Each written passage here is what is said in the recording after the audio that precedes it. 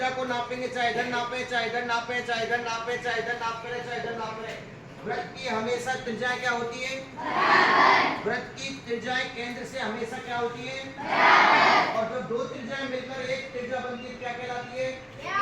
व्यास। क्या कहलाती है? व्यास। अगर वो त्रिज्या आपकी दोनों मिलाकर अगर मान लो केंद्र से होकर नहीं निकलेगी क्या बन जाएगी? जीवा। जीवा। क्या बन जाएगी? जीवा।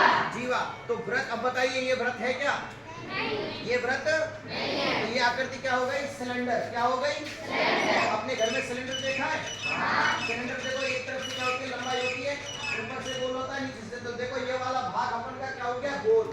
ये क्या हो गया? गोल। लेकिन यहाँ से अगर वहां तक देखेंगे तो लंबाई जा रही है। क्या जा रही है? लंबाई। तो ये आकृति अंदर क्या आकृति क्या बन गई? सिलेंडर। क्या बन गई? सिलेंडर। जिसको हिंदी में कहते हैं बेलन। क्या कहते हैं? बेलन। तो अंदर वाली आकृति क्या हो गई?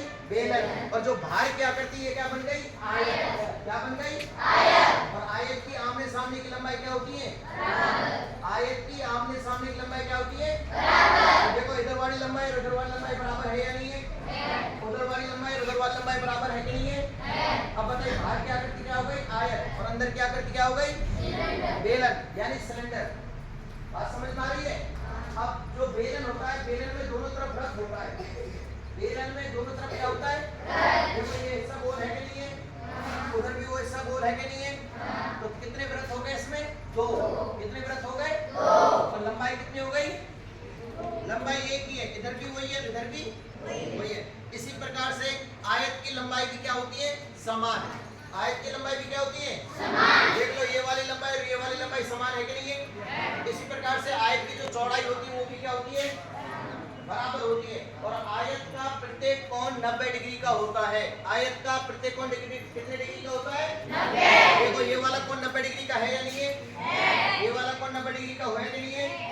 वो वाला कोण 90 डिग्री का है या नहीं है? वो वाला कोण 90 डिग्री का है या नहीं है? तो आयत के चारों कोणों का जोड़ कितना होता है? शाबाश, है ना? 360 डिग्री, क्योंकि 90 का ये हो गया, 90 का वो हो गया, 90 का वो हो गया, 90 का हो गया, तो चारों को जोड़ेंगे कितना हो गया? 360 डिग्री। तो आयत की विशेषता क्या क्या हो गई? आमने सामने की भुजाएं बराबर होती है, प्रत्येक कोण 90 डिग्री होता है, चारों कोणों को जोड़ने पर कितना आता है? 360। और आयत के जो विकर्ण होते हैं एक दूसरे को समद्विभाजित करते हैं। आयत के विकर्ण एक दूसरे को क्या करते हैं? समद्विभाजित। बात समझ में आ गई? हाँ। तो ये होता है आपका, ठीक है।